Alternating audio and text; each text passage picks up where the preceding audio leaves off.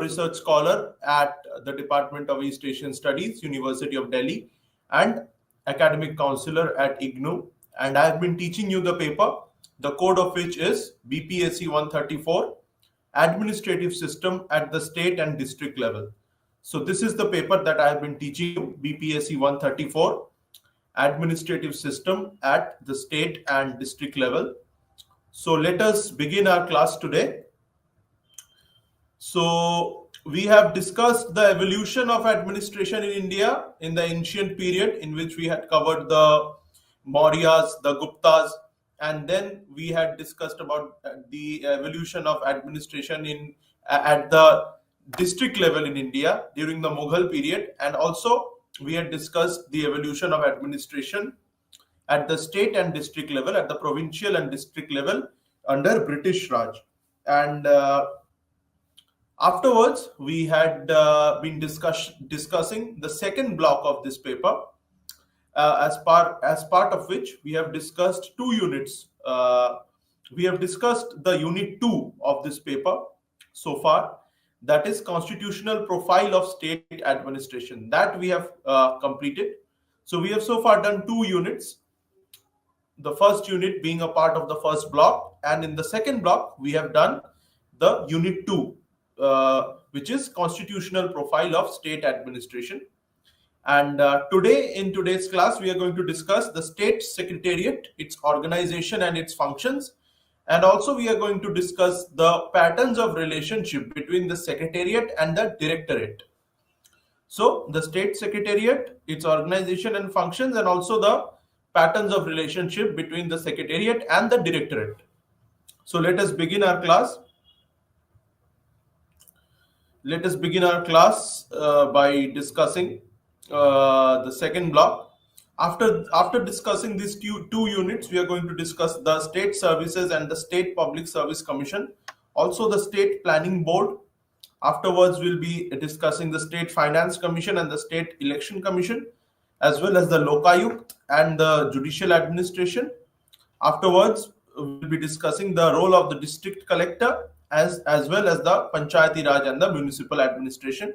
And the final block of this paper is concerned with center state local administrative relations. So, but in today's class, we are going to discuss the state secretariat, its organizations and its organization and its functions. So let us begin. So let us first discuss what is the meaning of a secretariat. So there are 3 components of government at the state level. The first component is that of the minister. The second component is that of the secretary. And the third component is that of the executive head. So this last component is called director in most cases, although there are other nomenclatures as well, which are used to refer to the executive head, but mostly they are called director, the executive head.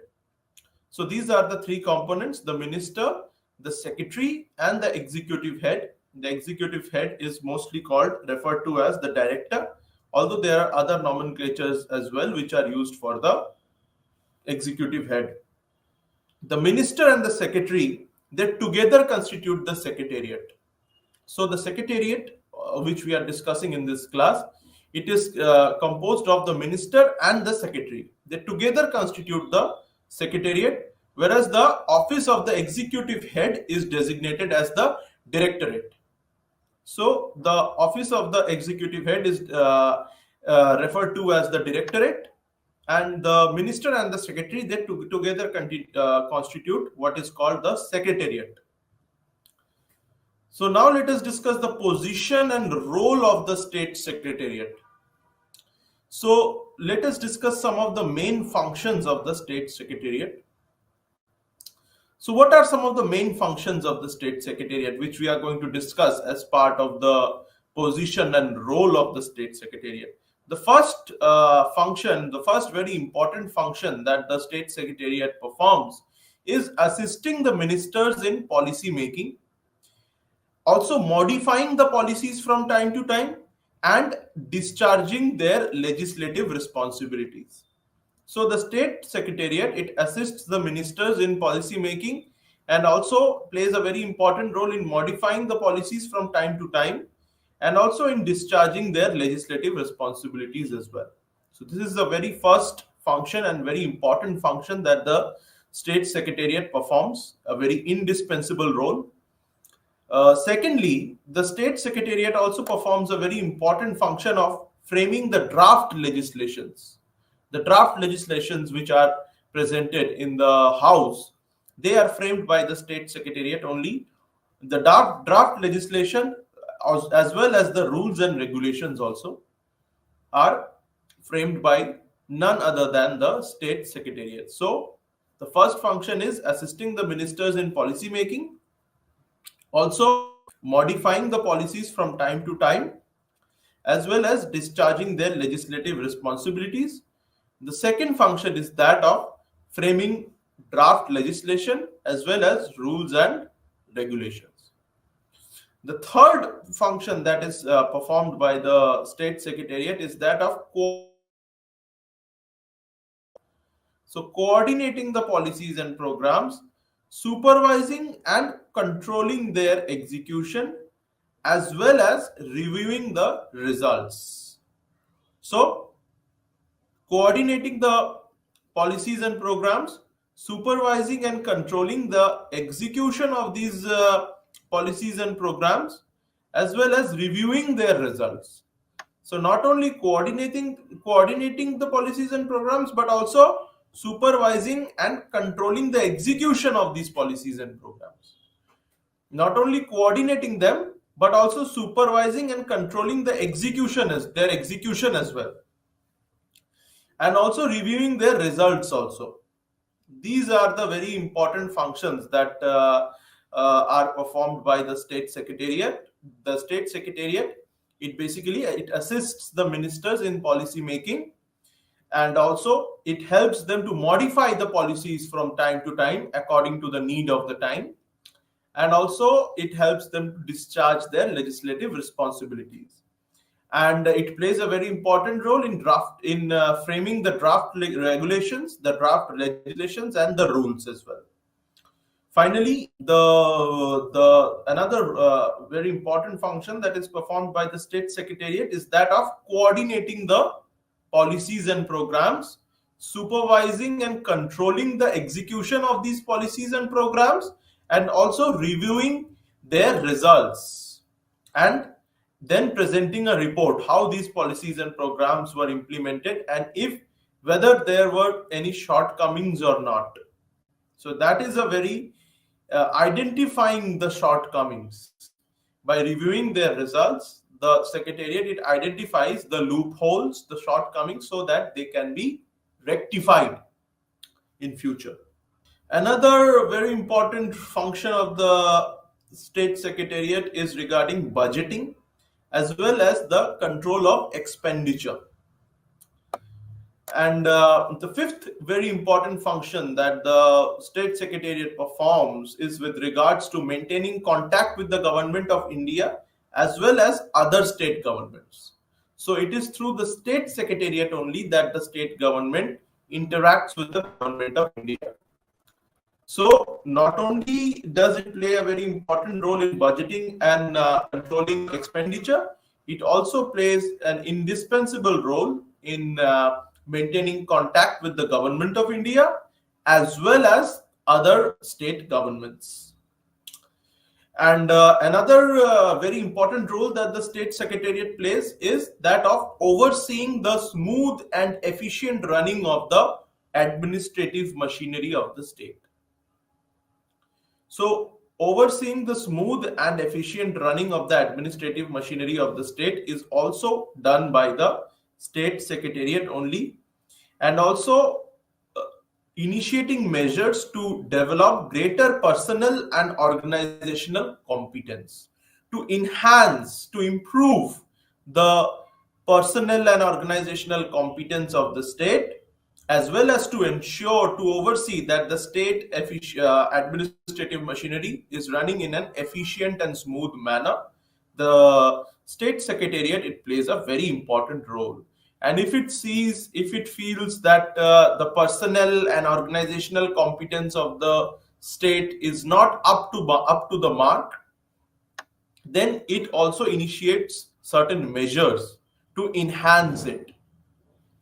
So the entire administrative machinery of the state, overseeing its running, how it is being run, that is done by the state secretariat.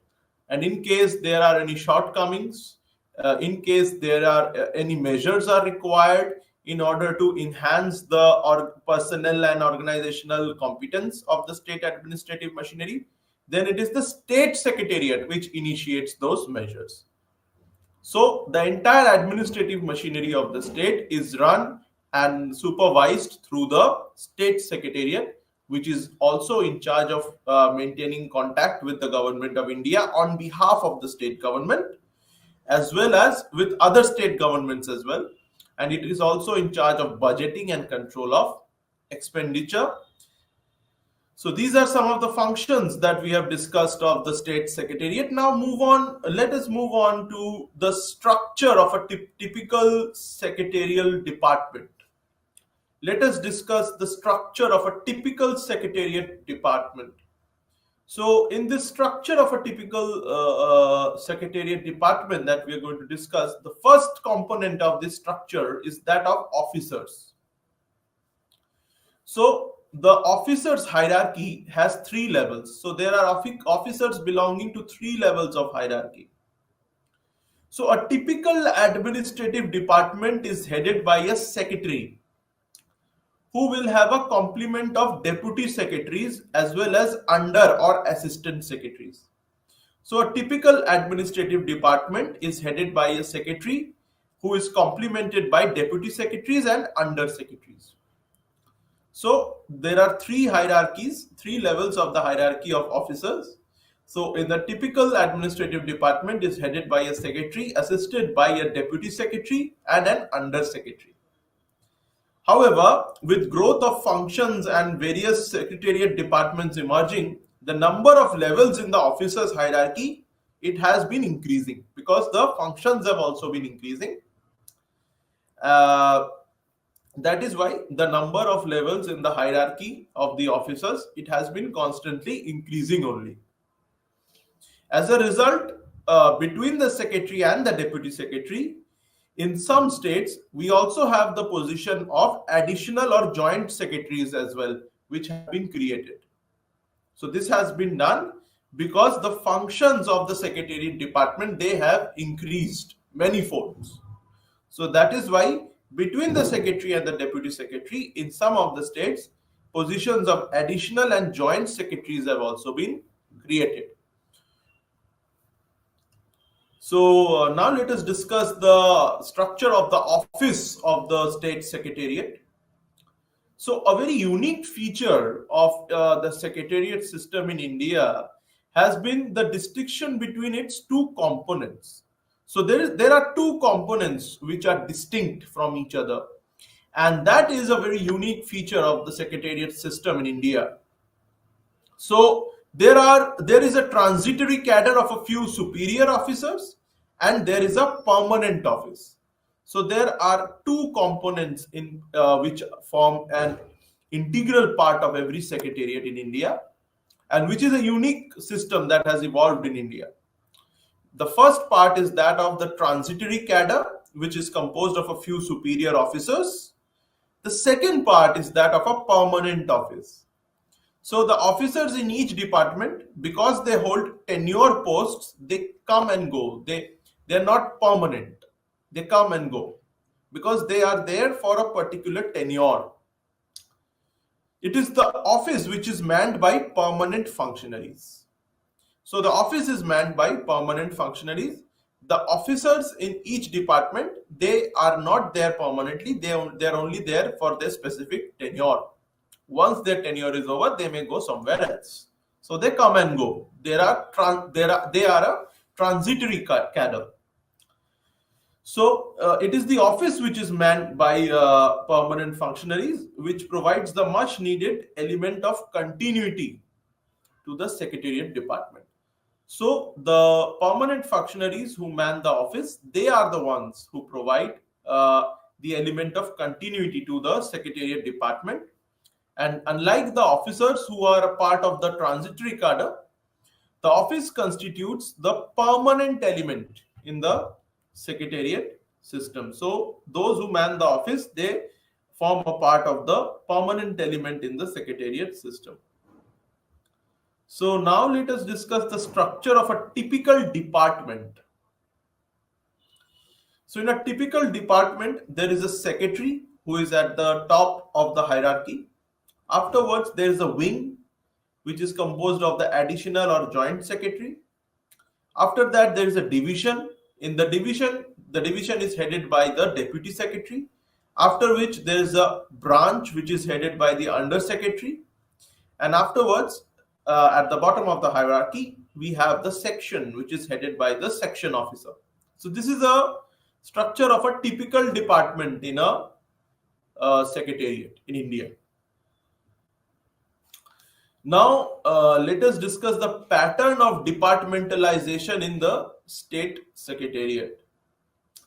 So, let us discuss the example, the pattern of departmentalization of selected departments in the state of Haryana. Let us take the example of the state of Haryana and let us see how the pattern of departmentalization is there in the state secretariat of Haryana. Let us see how the departmentalization system, how the pattern of departmentalization is there in the selected departments in the state of Haryana. So in the state of Haryana, there is a home department, followed by a department of agriculture and welfare. So after the home department and the department of agriculture and welfare, we have the department of higher education in Haryana. Afterwards, there is the department of electronics and IT, electronics and information technology. That is a very important department which is there in most of the states now. It was not there earlier, but because of the increased importance of the information technology and because of the global IT revolution that has taken place, every state now has electronic and information technology department, as well as designated ministers and designated secretaries as well for those departments.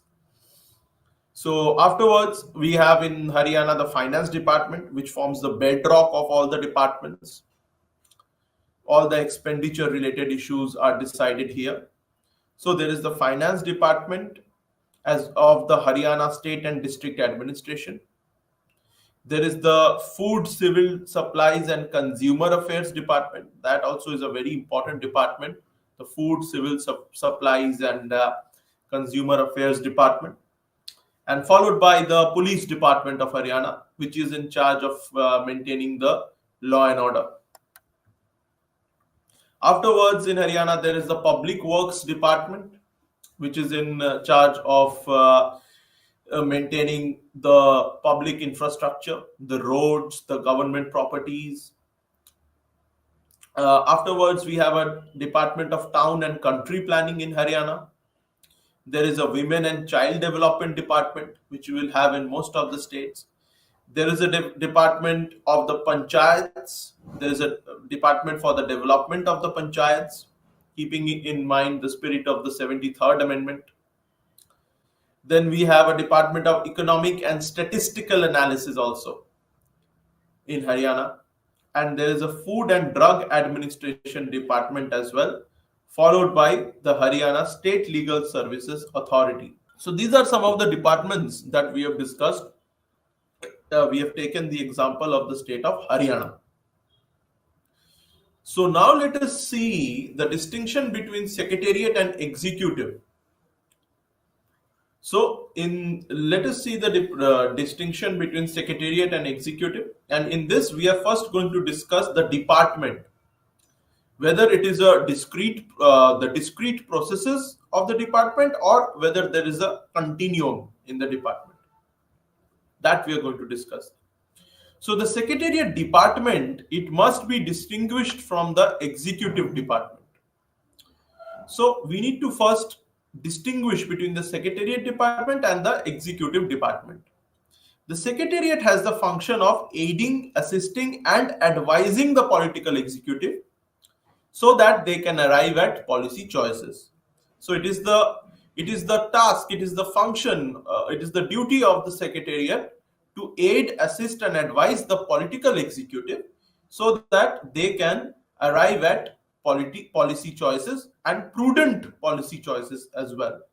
That is a very important function of the secretariat, which we have already discussed.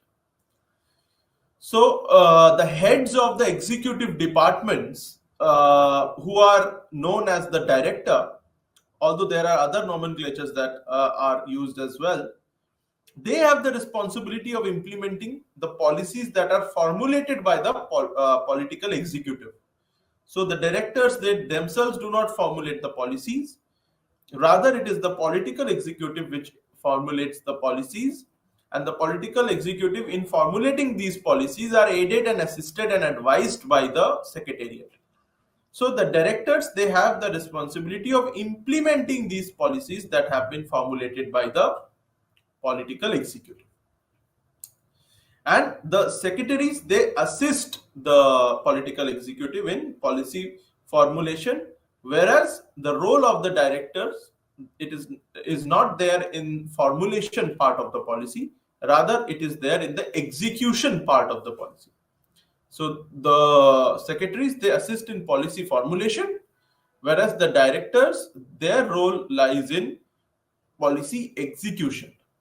So that is a very important distinction which we have to keep in mind. Moving on, let us now see the sources of administrative expertise. So there are several sources from which the modern day administrators have obtained some kind of expertise. They have obtained their expertise from multiple sources. And this expertise is very much required by politicians when they need to formulate policies. So the administrators, they stay in office longer. The career civil servants, they stay in office longer than the politicians who come and go with the elections, because they are the temporary executive, the administrators are the permanent executive. The administrators, they have the opportunities of giving sustained attentions to problems. So the political executive, they do not have the opportunity to give sustained attention to problems. Rather, it is the administrators who, because they are career civil servants and they stay in office longer than the political executive, they have the opportunity of giving sustained attentions to the problems which plague the state or which plague the functioning of the secretariat. The politicians, they do not have the opportunity to give sustained attention to problems, because their fate is dependent upon whether they get re-elected or not. So from getting this opportunity of giving sustained attention to problems, the administrators, who are basically career civil servants, they gain an invaluable kind of practical knowledge that comes from the experiences of handling these problems day in and day out. So in handling the problems that they face day in and day out, the administrators, they gain an invaluable kind of practical knowledge also. And this knowledge is then conserved in the records and is transmitted to new generations of civil servants through training programs. So these knowledge that the administrators gain, they are conserved, they are recorded, and then they are passed on to the new generation of civil servants through training programs. So this monopoly of experience and practical knowledge, coupled with continuity in office, gives the permanent executive or the administrator a decisive edge over the politicians in framing policies. So that is why the permanent executive, the administrators, who are the career civil servants, who get the opportunity to give sustained attention to problems because their fate is not tied to elections, that is why they get a lot of experience, almost a monopoly of experience, as well as practical knowledge, which is coupled with continuity also. So they have a continuity in office, unlike the political executive. who can be removed anytime. So these are the factors which give the career civil servants or the permanent executive a decisive edge over the politicians in when it comes to formulation of policies. That is why we see that most of the times, irrespective of ideological orientations, politicians are mostly dependent on the civil servants, on the administrators, in order to formulate policies and also in order to execute them, not only to frame or formulate them but also to execute them. Politicians are mostly dependent on the civil servants, on the permanent executive, because they have the permanent executive or the civil servants, they have an edge over the politicians because of having a monopoly of experience as well as practical knowledge, and the most important thing is continuity in office. So these are the things which give them an edge over the politicians who rely over them in order to formulate and implement, execute those policies. So now let us discuss the role of the administrators in policy making. So policy making exercise is done on the basis of facts, figures, information and data. So policy making is an exercise which is done on the basis of facts, figures, information and data. And these facts, figures, information and data are supplied by the bureaucracy. So we can say, in other words, that the politicians, in order to enhance the credibility of the policies that they are framing, they depend on the administrators' data support to their policies. So whatever the data support the administrators give to the politicians are dependent on that only, because they do not have the in-depth knowledge, because they do not have a continuity in office. It is the administrators, the bureaucrats, who have a continuity in office. That is why the politicians, in order to enhance the credibility of the policies that they are framing, they are very much dependent upon the data that is provided to them by the administrators. So in order to frame their policies, because policy making is based on facts, figures, information and data, without that policies cannot be framed. And that is why politicians are dependent on the administrators for the data, so that they can enhance the credibility of their policy. So this is a very important role of the administrators in policy making. Another role that the civil servants play in policy making is that the civil servants, based on their long administrative experience, they tender advice to the politicians on the administrative, technical and financial feasibility of the various policy options that are under consideration. So it is the politicians who have to consult, who have to seek the advice of the civil servants on various on the administrative, technical as well as financial feasibility of the policies that they are framing. So regarding the administrative, technical and financial feasibility of their policies, the politicians are again dependent on the civil servants and on their advice. The civil servants are the ones, again, who prepare the draft legislations. So in the secretariat where the draft legislations are prepared, it is the civil servants only who prepare the draft legislations, the bills. And after ministerial approval, these bills are then placed before the legislature for its consideration. So the civil servants, they prepare the draft legislations or the bills, and after ministerial approval, these bills are then placed before the legislature for its consideration. In other words, we can say that administrators are the ones who initiate the process of public policy formulation, not the politicians. Rather, the administrators are the ones who initiate this process of this very crucial process of public policy formulation. The process of public policy formulation is initiated by the administrators, and in its final form, it assumes the shape of an act that is passed by the legislature.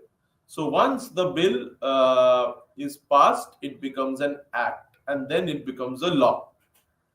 However, the very initiation of this process of public policy formulation, it is done by the administrators, and they are the ones sitting in the secretariat who prepare the draft legislation of these bills. And after ministerial approval, these bills are then placed before the legislature. If it is a unicameral legislature, then in front of the legislative assembly, and if it is a bicameral legislature, then in front of the both, it is placed before the legislative assembly as well as the legislative council. And once it gets their approval, then it becomes an act. Once it is passed, then it becomes an act. And once the governor of that particular state gives his or her assent to that act, it becomes a law. So administrators are the ones who formulate policy through the exercise of administrative discretion. So administrators, they formulate policy through the exercise of administrative discretion. And when an administrator is required to choose between alternative courses of action within a policy frame, she is said to exercise discretion. So many times it happens that an administrator has to choose between alternative courses of action within a policy frame. In such circumstances, when the administrator chooses one option and discards another, then we can say that the administrator has indeed exercised her discretion. So in this sense, administrators are also described as supplementary. So this is also called delegated legislation. All right. So that is why, because many a times administrators, they have the choice to choose between alternative courses of action within a policy framework. So when they choose one and discard the other, thereby exercising their discretion, we can say that the administrators are acting as supplementary lawmakers, and this process is then known as delegated legislation. So that is also exercising administrative discretion. It also forms a very important part of the administrator's role in policy formulation as well as policy execution. So from these above examples, we can see that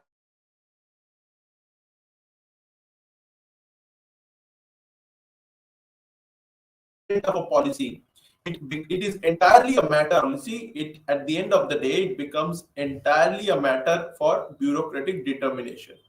And the administrators, they are the ones who are actually deciding how the power of the state shall be used in specific cases.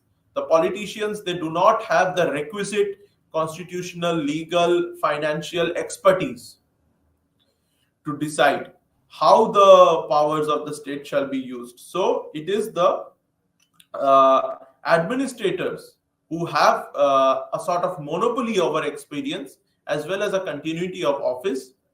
They are the ones who actually decide how the power of the state shall be used in specific cases. So now let us discuss the position of the Chief Secretary. So the Chief Secretary is not simply the first among equal. The Chief Secretary is in fact the Chief of the Secretaries. And the Chief Secretary's preeminent position is clearly reflected in the varied roles that the Chief Secretary assumes in the state administrative setup. So the Chief Secretary in a state is the Chief of the Secretaries. And the Chief Secretary performs multiple roles in the state administrative setup. The Chief Secretary is Chief Advisor to the Chief Minister of the state, as well as the Secretary to the State Cabinet as well. So not only is the Chief Secretary the Chief Advisor of the Chief Minister, but also the Secretary to the State Cabinet. The Chief Secretary is also the head of the General Administration Department as well. So the political head of the general administration department is the chief minister himself or herself, but the chief secretary is the bureaucratic head of the general administration department, and also serves as the chief advisor to the chief minister, and also as the secretary to the state cabinet as well.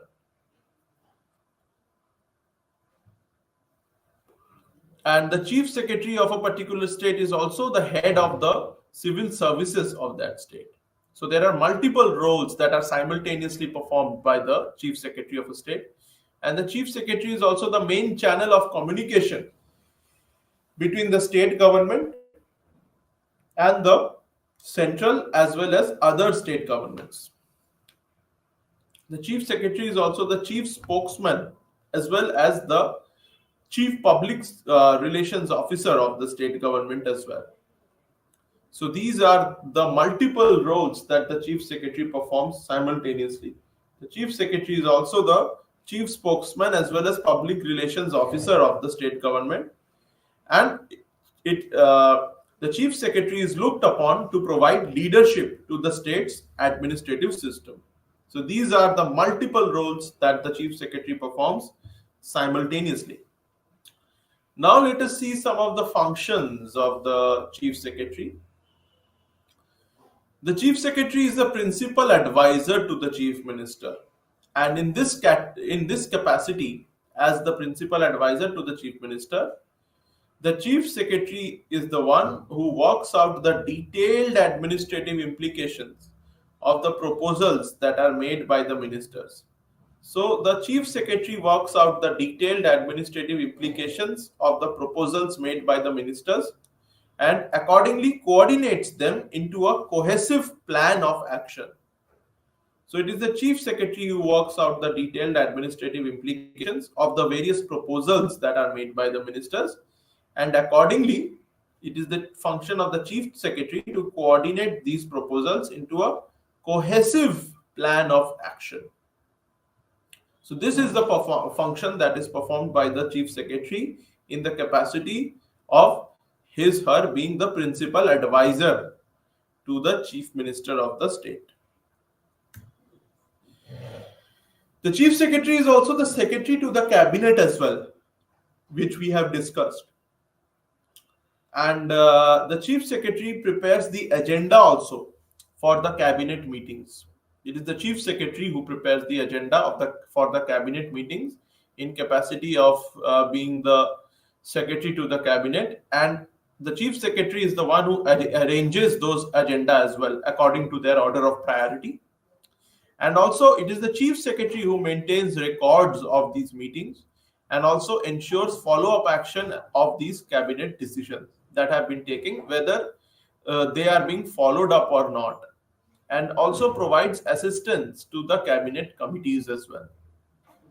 The chief secretary is also the head of the civil services of the state, and in this capacity, the chief secretary decides on the postings and transfers also of the civil servants of that particular state. So the chief secretary holds a unique position as the official head, as the head of the official machinery, as well as advisor to the Council of Ministers of a state. And by holding this position, the chief secretary is also the coordinator in chief as well of the secretariat departments. So the chief secretary is the one who has been entrusted with the responsibility to coordinate. The chief secretary is the coordinator in chief of the various departments of the state secretariat. And it is the chief secretary who has to take steps to secure interdepartmental cooperation and coordination. So chief secretary is the one who takes steps to ensure interdepartmental cooperation and coordination. And for this purpose, the chief secretary also convenes and attends a large number of meetings as well as at the secretariat level as well as other levels.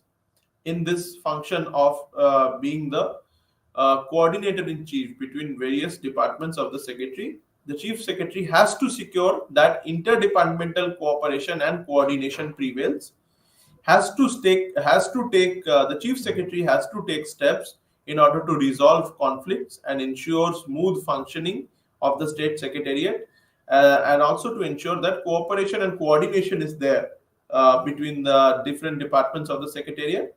And it is for this purpose that the chief secretary convenes and attends a large number of meetings also at the secretariat as well as other levels. So these meetings, they serve as a powerful tool of effective coordination as well as securing cooperation of the different agencies. So we can see how important the office of the chief secretary is. So another function of the chief secretary, since the chief secretary is the chief of the secretaries, is that the chief secretary also presides over a large number of committees and also holds membership of many other committees as well. Because it is the chief secretary who looks after all these matters which are not falling within the jurisdiction of other secretaries. So the matters, the residual matters which do not follow under the jurisdiction of any of the secretaries, they are looked after by the chief secretary.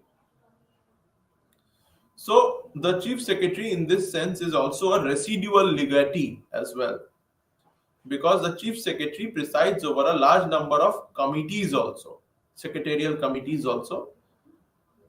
And the matters which do not fall within the jurisdiction of any other secretary, these are the residual matters. They are dealt with by the chief secretary, who is also a residual legatee. The chief secretary is also the vice chairman by rotation of the zonal council as well.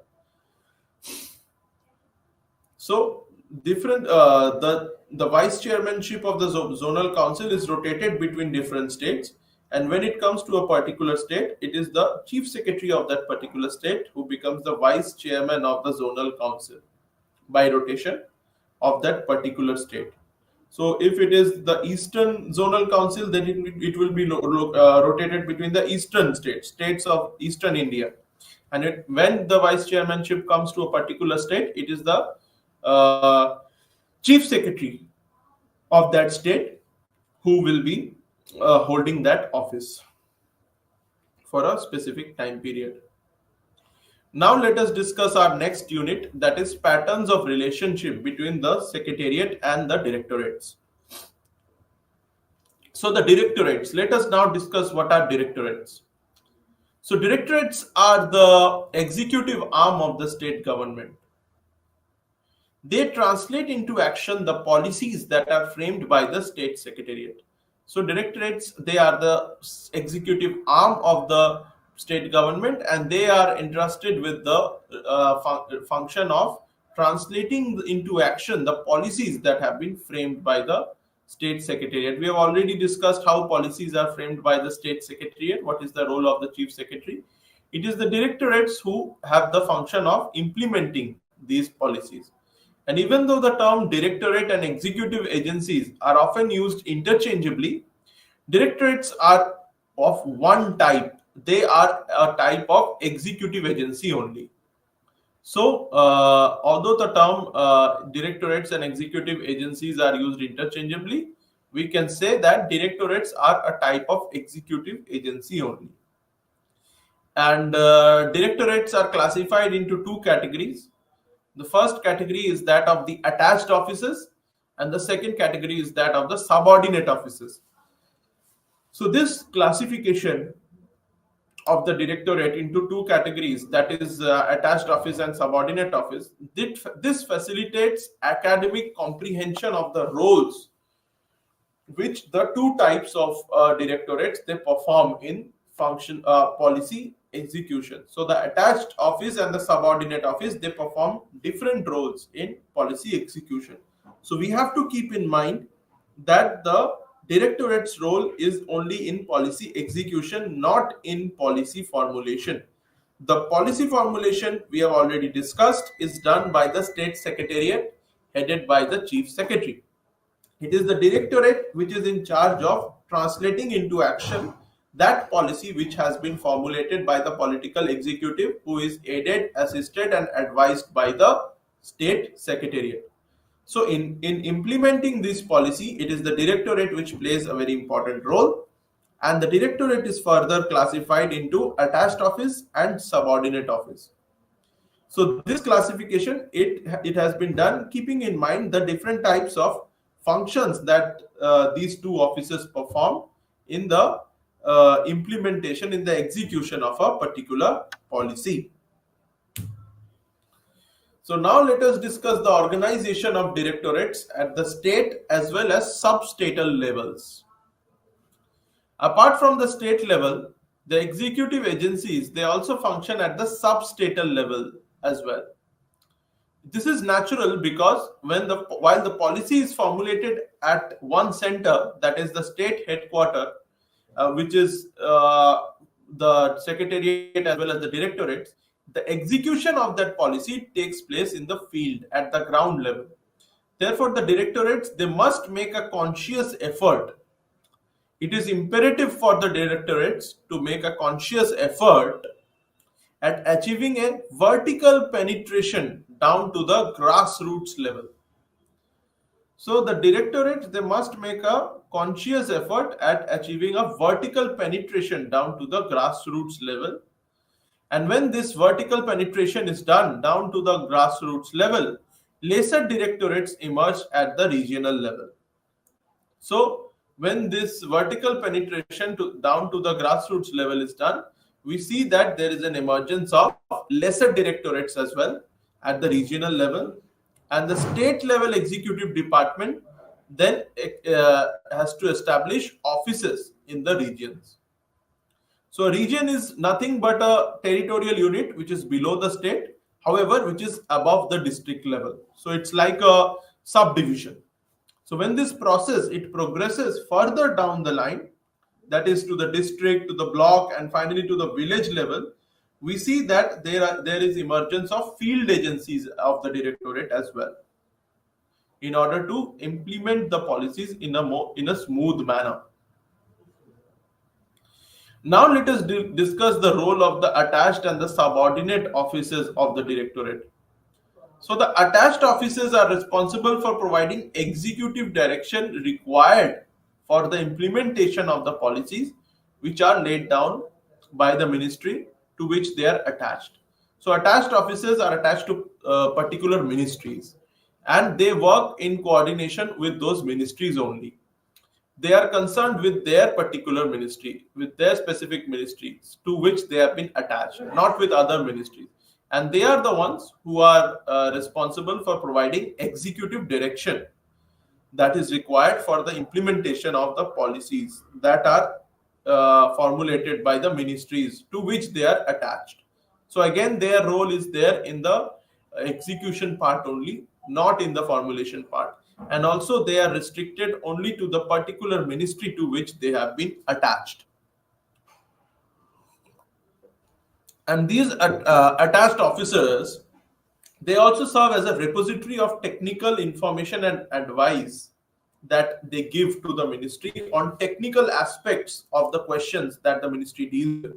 So these information and advice, this technical information, it is based on years of experience, as we have discussed, the sort of monopoly of experience that is there.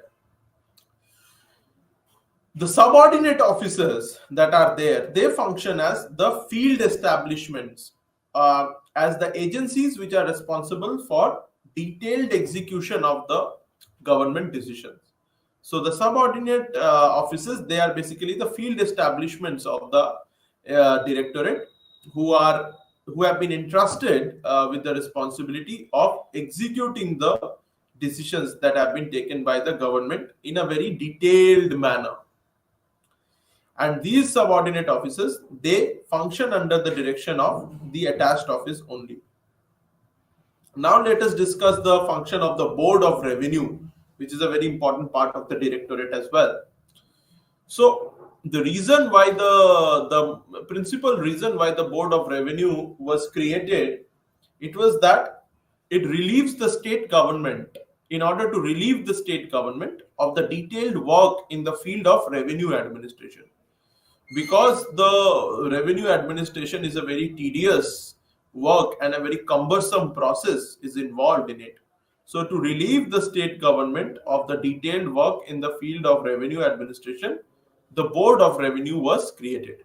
And this has been in existence since the British era.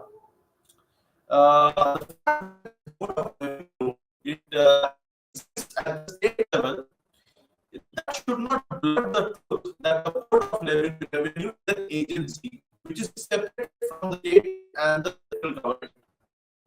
It is a statutory body, and it is it been endowed with a certain distinct legal identity also of its own, and this was done by the Britishers in order to ensure smooth action of.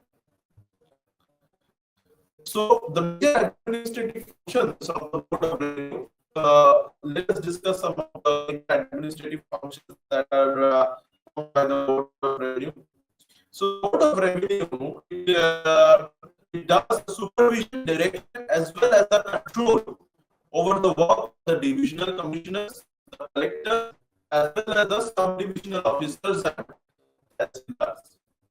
The Board of Revenue, it also performs inspection of the work of the tahsildars, the collectors, as well as the commissioners. Not only does it supervises and direct them, it also it also inspects their work as well, the works of the tahsildar, collectors, and the commissioners. And after doing this supervision, direction, and inspection, the Board of Revenue, it also submits annual remark to the state government about the work and the conduct of the commissioners, the sub-divisional officers, the collectors, as well as the tahsildars. So there is an annual report that is being submitted by the Board of Revenue. So this report, coupled with the fact that it discharges supervisory functions also in relation to the district collector's office, it lends justification to the classification of the Board of Revenue as a supra-district level agency. So the Board of Revenue is basically a supra-district level agency because it does the function of supervisor. It does the function of supervision over the district collector in the field of revenue. So 5 distinct patterns have emerged. When we talk about revenue, 5 distinct patterns have emerged. Let us discuss in brief the 5 distinct patterns. The first pattern that can be observed is where there is only one intermediate level in terms of revenue administration at the supra-district level. In the first pattern, there is only one intermediate level, that is the Board of Revenue, and there are no regional divisional revenue setups. Only one intermediate level is there. Under the second pattern, there are 2 intermediate agencies, that is the Board of Revenue and the divisional commissioners.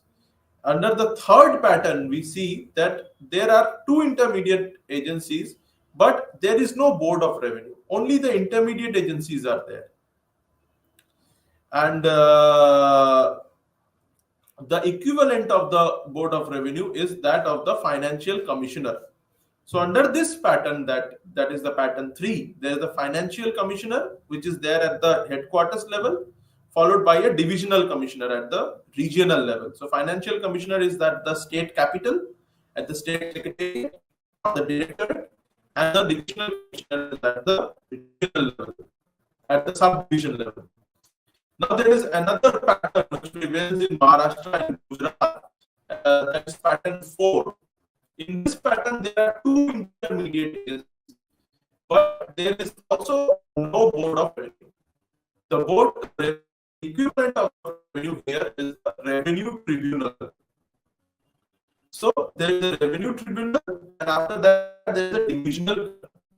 This pattern is there in Maharashtra and Gujarat.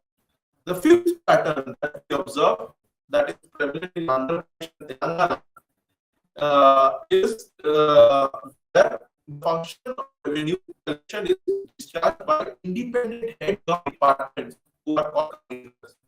Because in Andhra Pradesh, the Board of Revenue was abolished in 1977, and that the function of the Board of Revenue is being discharged by the independent heads of departments who are termed as commissioners. Now let us see some of the factors which have shaped the secretariat and relationship between the secretariat and the directorate. So there are two factors which have played a very important role in shaping the relationship between the secretariat and the directorate at the state level. The first factor is concerned with the functioning of the number of personnel, the number of administrative units that has also increased. So that is also a very important factor that has shaped the relationship between the secretariat and the directorate. So now let us see some of the criticisms that have been leveled against the secretariat in its relationship with the executive departments. It has been said that the secretariat has adopted an expansionist attitude, that it has abrogated to itself functions which do not belong to it. So it is not only confined to policy making, rather it freely engages in matters of executive nature also. So that is why it has been alleged that it has adopted an expansionist attitude, and it has hesitated to delegate adequately to the executive agencies as well. It has not delegated powers to the executive agencies. It has adopted an expansionist attitude, and also it has hesitated to delegate adequately to the executive agencies, and that is why the execution of policies are being delayed. Now let us see some of the factors responsible for the expansion of the secretariat. So the foremost of these factors is the parliamentary system of government and the principle of legislative accountability, under which the minister is supposed to answer questions concerning his or department. So because these questions have increased, that is why the role of the secretariat has also become very important. And also the easy access of ministers to their constituents, that has also generated a lot of pressure on the ministers with regard to matters such as appointments, promotion and transfers.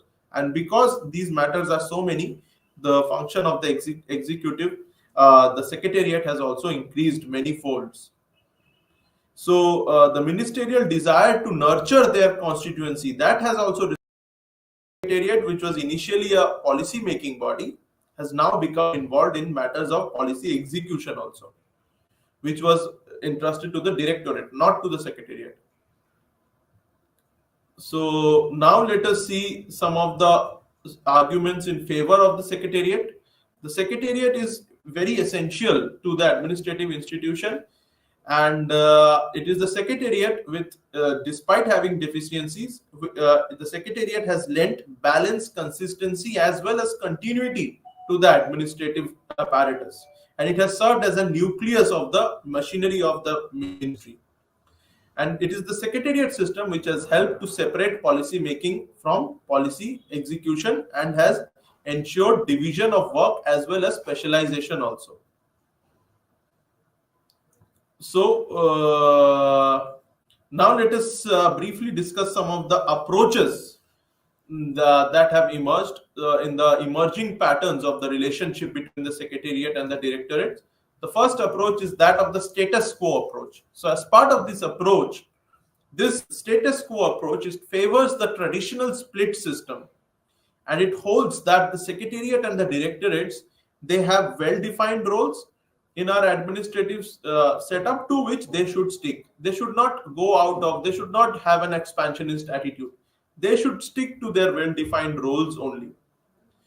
So this is based on the traditional concept of staff line dichotomy, where the secretariat performs the role of the staff agency and the attached office performs the function of the line agency. So the status quo approach, it is based on